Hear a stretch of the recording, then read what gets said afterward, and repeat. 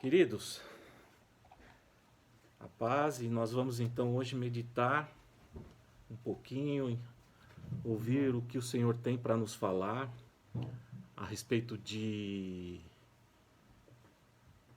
uma característica que nós precisamos ter, muito importante para as nossas vidas como ser humano, como filhos de Deus.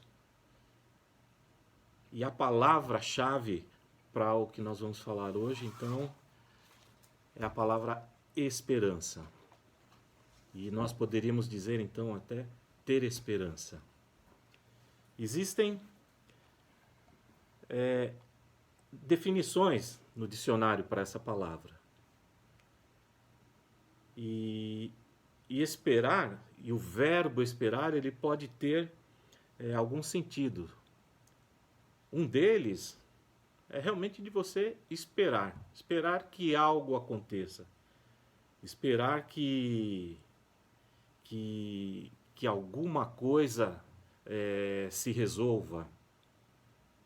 E esse sentido é um sentido passivo, né? É um sentido em que tem um sentido em que eu sento e eu fico esperando.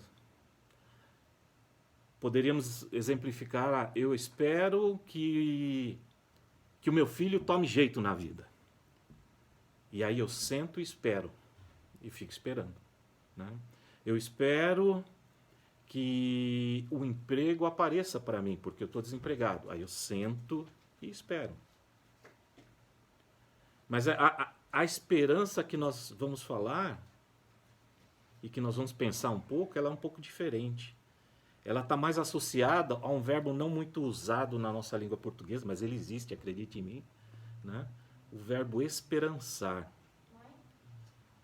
que é a esperança em algo, mas é uma esperança ativa, não uma esperança passiva. E nós vamos entender isso. É uma esperança que ela tem como característica que algo que eu espero se realize, mas na verdade é uma convicção, é uma certeza de que algo irá acontecer, e algo irá ser resolvido, algo será solucionado e assim por diante. É a esperança que satisfaz alguma expectativa nossa, que nos dá perspectiva. O objeto da esperança de uma pessoa está relacionado com as suas expectativas, os seus desejos, os seus anseios, aquilo que você espera que aconteça. Eu vou pegar um exemplo aqui na palavra do Senhor.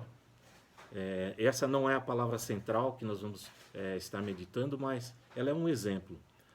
Vocês não precisam abrir, está lá em Atos 16, no versículo 16, se você quiser abrir, fique à vontade, mas não se preocupe. Atos 16, no versículo 16 em diante, tem uma história real, envolvendo a vida de Paulo e Silas.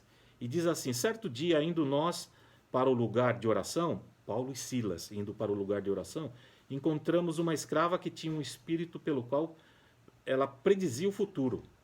Ela ganhava muito dinheiro para os seus senhores com adivinhações. Essa moça seguia a Paulo e a nós, gritando: estes homens são servos de Deus Altíssimo e lhes anunciam o caminho da salvação. Ela continuou dizendo isso por muitos dias. Finalmente, Paulo ficou indignado, voltou-se e disse ao espírito: em nome de Jesus Cristo, eu lhe ordeno que saia dela. No mesmo instante, o espírito a deixou. E aqui vem o que acontecia com os senhores dessa escrava. Esses senhores, né, lá no verso 19, percebendo que a sua esperança no lucro que tinha, porque esses senhores ganhavam dinheiro com essa escrava que adivinhava, que fazia adivinhações. Percebendo que a sua esperança no lucro tinha se acabado, os donos da escrava agarraram Paulo e Silas e os arrastaram para a praça principal, diante das autoridades. E a história segue e eles foram presos. Tá? E a história segue e eles foram presos. Essa foi uma constância na vida de Paulo, nesse caso na vida de Paulo e Silas, apóstolos do Senhor, né? Que constantemente eles estavam em crise, constantemente eles eram presos, constantemente eles eram maltratados, eles eram rejeitados. Mas aqui foi um exemplo de uma esperança cuja expectativa foi quebrada. Ou seja, esses senhores dessa escrava, eles tinham esperança de ganhar muito dinheiro com ela. E essa expectativa foi quebrada, porque Paulo expulsou aquele espírito maligno que ela tinha. Esse foi um exemplo que eu quis citar. Mas vamos à palavra agora. E antes de nós entrarmos na palavra, vamos orar para que o Senhor fale conosco, que Ele deixe tudo muito claro nas nossas mentes, no nosso coração. Amém? Vamos orar. Pai de amor, obrigado, Senhor, porque podemos ter essa honra, o privilégio de estar na Tua presença. Termos a alegria de poder Te louvar, de Te adorar, e ser grato a Ti por tudo que Tu és, pelo Teu amor, pela Tua misericórdia, Senhor, e sabendo que o Senhor é um Deus que está conosco, mesmo em meio a tanta luta, mesmo em meio às crises, o Senhor está conosco. E Pai querido, fala conosco, nos ensina, e que nós possamos levar aquilo que o Senhor vai nos trazer para a nossa vida, no dia a dia, e que tudo possa ser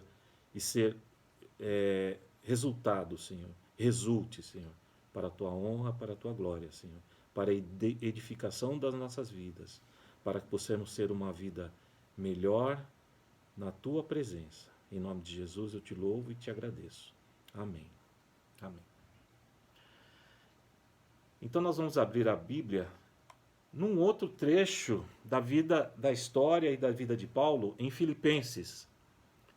Em Filipenses, próximo do livro de Tessalonicenses, que foi a leitura do pastor, do capítulo 1, e a gente vai ler do verso 1, do verso 12 ao verso 21. Filipenses, capítulo 1, de 12 a 21. Dá um tempinho para vocês acharem.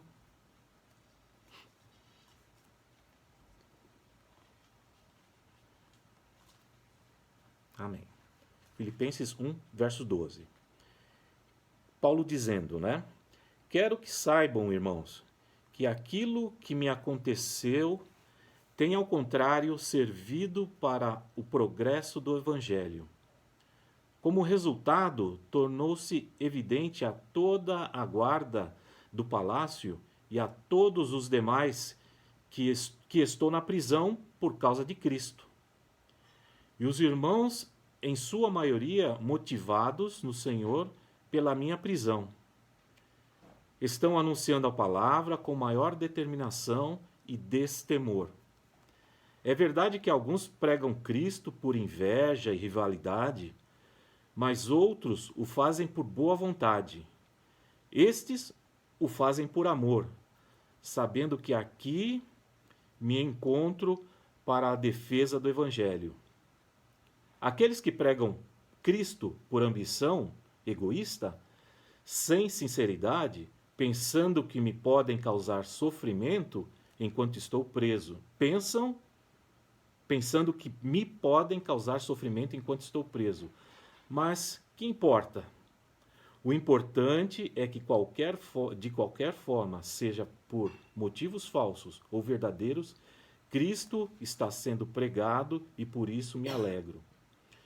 De fato, continuarei a alegrar-me, pois sei que o que me aconteceu resultará em minha libertação, graças às orações de vocês e ao auxílio do Espírito de Jesus Cristo. Aguardo ansiosamente e espero que em nada serei envergonhado. Ao contrário, com toda a determinação de sempre, também agora Cristo será engrandecido no meu corpo, quer pela vida, quer pela morte. Porque para mim o viver é Cristo e o morrer é lucro. Porque para mim o viver é Cristo e o viver é lucro. Paulo, como a gente vê aqui nesse trecho, que é um pedaço da vida de Paulo, ele escrevendo para a igreja de Filipenses, para a igreja de Filipe, ele relata uma situação em que ele está preso. Quando nós lemos aquele exemplo de quebra de expectativa com relação à escrava que adivinhava, ele também foi preso. Paulo era um homem que tinha um espírito muito determinado. Ele era muito determinado em tudo aquilo que ele fazia. Por exemplo, antes da sua conversão, Paulo ele perseguia os cristãos. Ele matava os cristãos. E ele fazia isso com muita determinação. Nós podemos dizer que a esperança de Paulo, antes da sua conversão, estava apoiada na morte de cristãos. E ele fazia isso com muita perspicácia e com muita eficiência. Ele matava cristãos. Um dia, o Senhor tocou em Paulo. O Senhor parou Paulo subitamente. E o Senhor, Deus, transformou a vida de Paulo. E o que mudou dentro dessa nova ótica, dentro dessa nova realidade? Paulo, que tinha como esperança e confiança ele matar cristãos, ele passou a salvar vidas, a levar o evangelho, a formar igrejas com determinação. Veja que a esperança de Paulo, o foco da esperança de Paulo mudou. Ele continuou com a mesma personalidade, determinado, mas o seu foco mudou. O Senhor transformou a sua vida e a partir daí ele passou a sua esperança passou em salvar vidas, em plantar igrejas por toda a Mesopotâmia, toda a região do leste europeu e parte da Europa. Só que foi uma vida de lutas, porque tudo isso que ele fez, ele passou por lutas. Aqui a gente pega dois relatos de Paulo sendo preso. Um ele estando preso e o outro ele sendo preso. Mas Paulo, quando começou a pregar o evangelho, que ele começou a viajar, ele, se estava no mar, o navio, o barco afundava ou pegava a tempestade. Quando ele chegava num local para levar a palavra, às vezes ele era rejeitado. Quando ele chegava em outro lugar para levar a palavra, às vezes ele era preso. Paulo era firme na sua esperança. Mas essa esperança agora era uma esperança que era firmada no Senhor. Não era mais uma esperança firmada nos seus desejos, não era uma esperança apoiada na sociedade onde ele vivia, era uma esperança que era apoiada em Deus. E essa esperança, a esperança em Deus, ela não é uma esperança passiva, como eu exemplifiquei lá no começo, aquela esperança em que você deseja que algo aconteça e você senta e espera. Não, Paulo se movia, Paulo trabalhava, Paulo levava o evangelho, falava de Cristo em todos os lugares, ele viajava, mas por onde ele passava, ele estava sempre envolvido em crises, que o levava à prisão, que o levava a naufrágio no navio, que o levava a ter que fugir de um lugar para não ser morto, que o levava a ser açoitado, que o levava a ser ridicularizado e rejeitado às vezes. Mas isso não mudava a sua esperança, porque ela era apoiada no Senhor. E essa esperança, ela é acompanhada de confiança. E essa confiança, ela produz também a fé. E a fé nos faz agir. E a fé fazia com que Paulo agisse. Com que Paulo fizesse a obra apoiada na esperança que ele tinha em seu coração. Na esperança que ele tinha em Deus. E ele não desistia. E mesmo em meio às crises, ele continuava, ele avançava. E isso é uma lição para nós. Isso é uma lição para nós. Porque nós muitas vezes queremos desistir e nós muitas vezes queremos sentar, desejar algo, sentar e esperar. Mas nós devemos colocar toda a nossa esperança no Senhor. A esperança no Senhor nos leva a confiar nele. A esperança no Senhor, crendo no Senhor Jesus Cristo, nos leva a confiar e a ter fé, nos aumenta a nossa fé. E a fé nos faz agir. E aqui a gente aprende então que esperar no Senhor é uma composição de esperança e atitude, mediante a fé, mediante a confiança que temos no Senhor. Então vamos pegar um exemplo da palavra do Senhor. O Senhor um dia, lá atrás, 1800 anos antes de Cristo, então 3.800 anos atrás,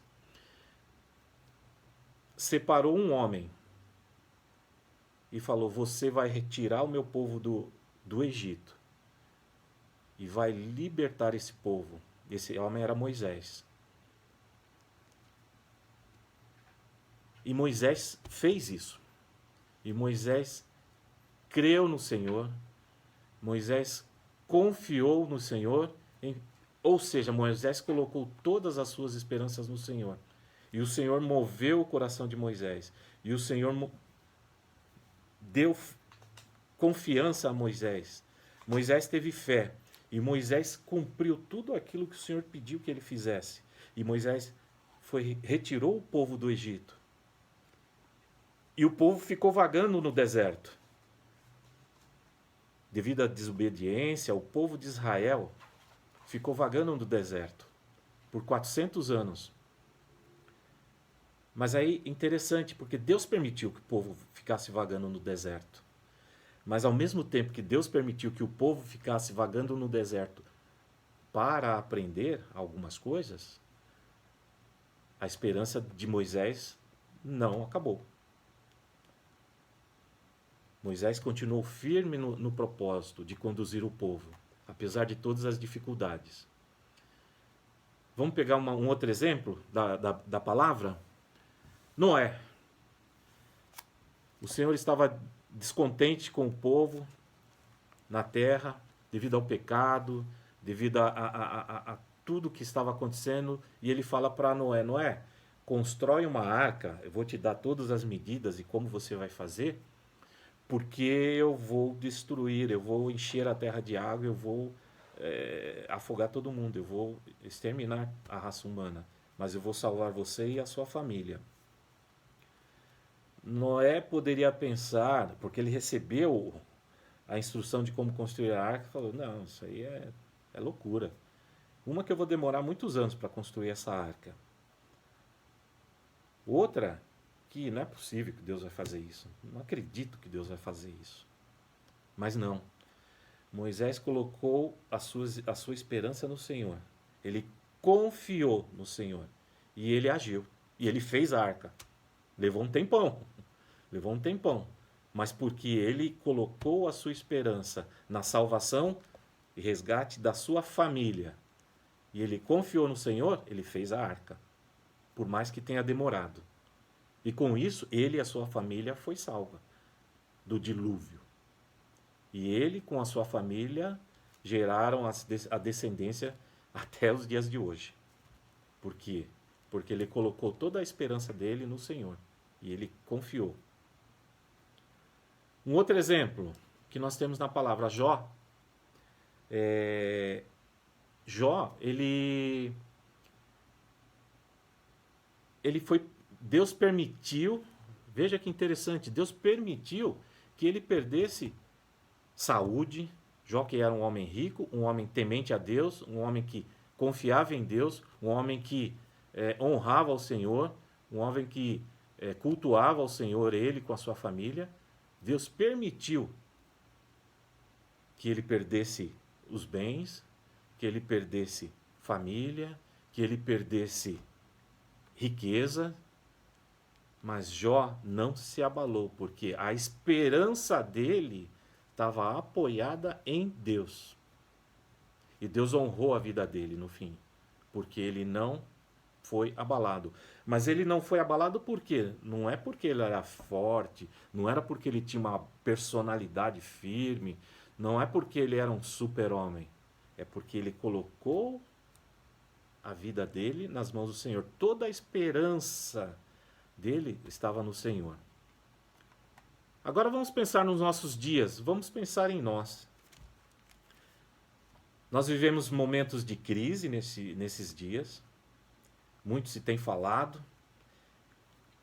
Crise na saúde, crise na economia, crise na política, crise no trabalho. Aí tá todo mundo em casa, confinado. Quem está? Aí surgem crises no lar, né? Apesar de que eu já até ouvi dizer assim, olha, depois que eu fiquei confinado, descobri que eu amo minha esposa. Mas também tem crises, né, dentro do lar. E aí, como é que fica a nossa vida? Como é que fica o nosso futuro? Como é que ficam os nossos filhos? Como é que fica o nosso trabalho? A pergunta que cada um de nós tem que fazer para si, consigo mesmo, é: aonde está apoiada a minha esperança? Aonde está apoiada a minha esperança? Está apoiada na minha força de trabalho? Está apoiada na confiança que eu tenho nos governantes? Está apoiado na minha riqueza? Está apoiado na minha juventude? Aonde está apoiada a minha esperança? Paulo vivia em crises o tempo todo, mas ele foi até o fim. E quando nós lemos lá em Filipenses, no versículo 21, foi o último versículo que eu li, ele diz assim, né? Eu vou ler aqui novamente. Porque para mim o viver é Cristo. A esperança dele estava em Cristo Jesus, em Deus. O viver é Cristo. E o morrer é lucro. E o morrer é lucro. Ele não tinha qualquer preocupação com a morte, porque a vida dele era apoiada em Cristo. Ele não tinha qualquer receio de levar a palavra aos quatro cantos daquela região. Ele não tinha receio de, estando preso em Roma, com os centuriões ali em volta dele, com soldados em volta dele, ele não tinha receio de continuar falando da palavra do Senhor, falando do Evangelho para quem estivesse perto. Porque a esperança dele estava no Senhor. E a nossa esperança? Aonde está firmada? A nossa esperança, ela precisa estar firmada no Senhor. Por quê? Porque é Ele que nos dá segurança. É Ele que nos dá paz. É Ele que nos dá a certeza do amanhã. É o Senhor. Então, nós devemos colocar toda a nossa esperança no Senhor. Assim como Paulo ensinou através da vida dele, assim como Moisés ensinou através da vida dele, assim como Jó ensinou através da vida dele, assim como Jesus ensinou através da vida dele, que ele colocou toda a esperança dele em Deus. E só por isso ele venceu a morte. E só por isso ele cumpriu tudo aquilo que ele tinha que cumprir aqui na terra. Todo o sofrimento, todo o trabalho missionário que ele fez e todo o sofrimento na sua morte e a sua ressurreição. Porque a vida dele, ele sendo Deus, estava apoiada em Cristo. A sua esperança estava apoiada em Cristo. Então, que nós possamos ter isso em mente. Que nós coloquemos as nossas vidas, a nossa esperança em Deus. Agora, colocar a nossa esperança em Deus, ao fazermos isto, ele aumenta a nossa confiança, ele aumenta a nossa fé. E quando ele aumenta a nossa fé, existe uma contrapartida. Ele requer de nós atitude. Que atitudes são essas? É atitudes de obediência. Para que eu possa confiar e conseguir colocar a minha esperança no Senhor, eu preciso buscar ao Senhor. Eu preciso crer no Senhor Jesus. Eu preciso buscar na sua palavra entendimento. Eu preciso ler a sua palavra. Eu preciso orar. Eu preciso meditar na palavra. Eu preciso entender a vontade de Deus para a minha vida. E isso é individual. É para cada um, individualmente. E foi isso que aconteceu com Paulo. Ele entendeu a vontade de Deus na vida dele. E toda a esperança dele, por consequência, todas as suas atitudes, e todo o resultado de cada ação na vida dele, foi apoiado em esperar no Senhor. Se eu quero que a minha família mude, eu preciso esperar no Senhor. Se eu quero que a crise passe, eu preciso esperar no Senhor. Nós precisamos entender. O Senhor está sob controle de todas as coisas. Todas as coisas estão debaixo do controle de Deus. Todas.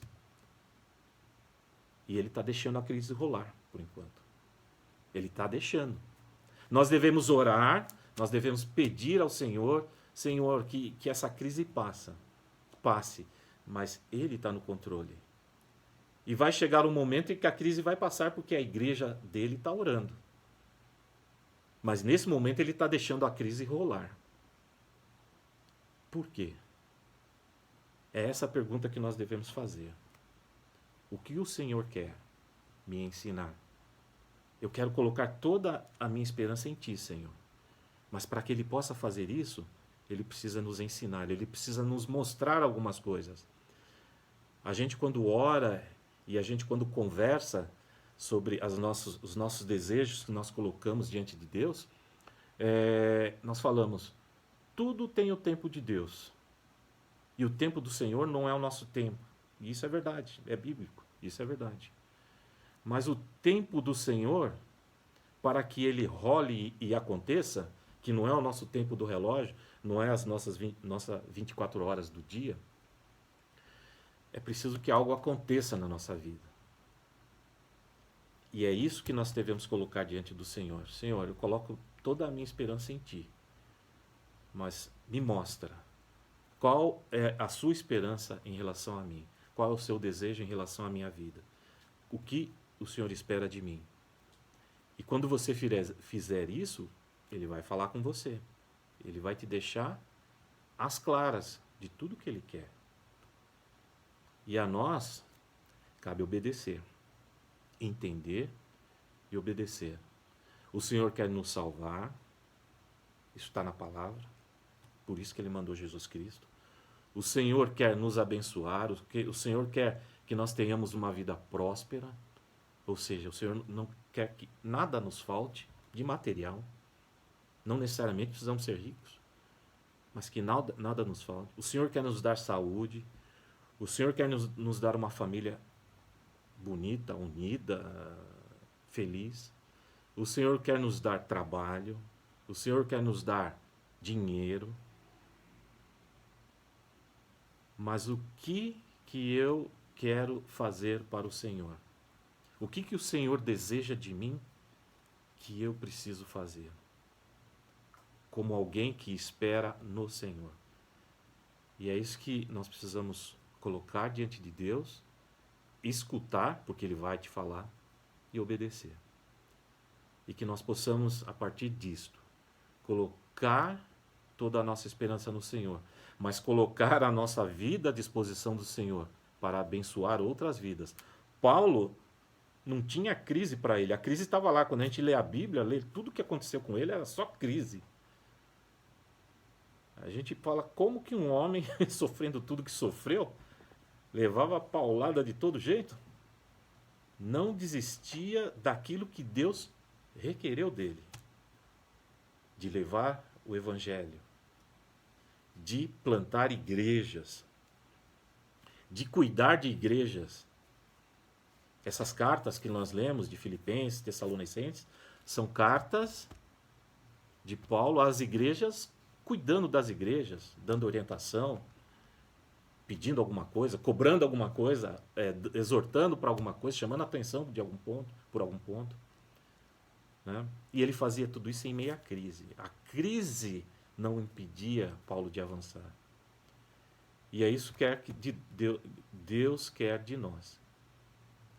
Nós estamos vivendo um momento de crise, mas Deus não quer que nós fiquemos parados esperando a crise passar. Porque Ele está permitindo a crise para nos ensinar. E o que nós devemos é buscar ao Senhor, na Sua palavra, em oração, em meditando na palavra, aprendendo da palavra na igreja, na escola bíblica dominical, buscando do Senhor para entender o que Ele quer de mim. E aí nós podemos avançar. E aí não existe mais crise. Pode ter coronavírus? Pode, mas não tem crise. Nós avançamos fazendo a vontade do Senhor. Seguimos a vida, como Paulo seguia a vida dele, em meio às crises. Amém? Que o Senhor possa falar ao seu coração, possa clarear tudo aquilo que não está claro. Que você busque ao Senhor em oração e procure ouvir dele o que ele tem para te falar, para a sua vida, para que você possa ser abençoado. Amém? Que Deus abençoe a sua palavra. Amém?